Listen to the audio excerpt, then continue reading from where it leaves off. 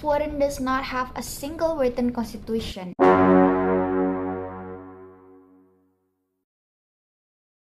Welcome to Sweden.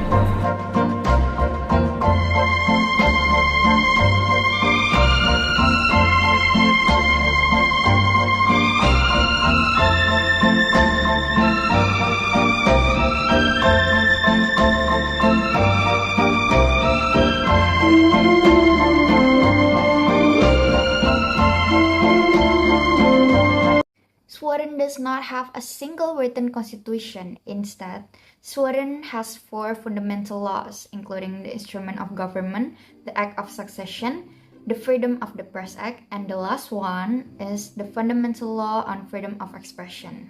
So currently, Sweden is a constitutional monarchy and parliamentary democracy with the monarch as a head of the government.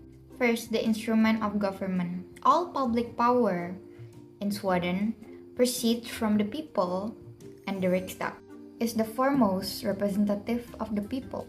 This is stated in Instrument of Government, the fundamental law setting out the basic principle of democracy. The Instrument of Government describes how the country is to be governed and democratic rights and how public power is to be divided.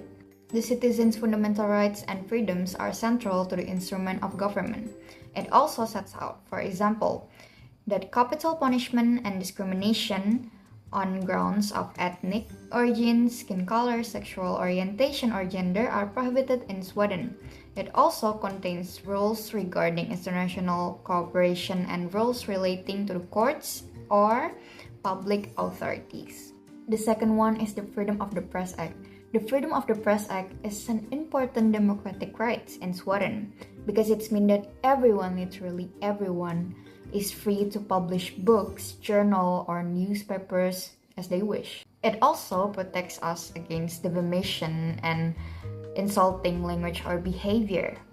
The Freedom of the Press Act also contains provisions on the principle of public access to the official documents. According to this principle, everyone is entitled to access official documents, provided that they do not contain information that is subject to secrecy. In Sweden, you have the rights to say almost anything you want. You have the right to express yourself freely on the radio, televisions, and internet. It also describes what is permitted. For example, defamation or publicly insulting another person. And finally, the last one is the Act of Succession. The Instrument of Government sets out that they shall have a king or queen as head of the state. However, it is the Act of Succession that contains the rules on who shall succeed to the throne. Male and female descendants of King Carl Gustaf have the right to succeed to the throne. Older siblings and their descendants take priority over younger siblings and their descendants. Sweden had male succession right until 1979, when the Riksdag decided that female heirs shall have an equal right to the throne and can also become the head of the state. The Riksdag Act is almost a fundamental law. It contains rules regarding the work procedures of the Riksdag. The main provision of the Riksdag Act can be amended either by means of 2 identically worded Riksdag decisions with an election in between or by means of a single Riksdag decision taken by qualified majority. So we jump to the conclusion.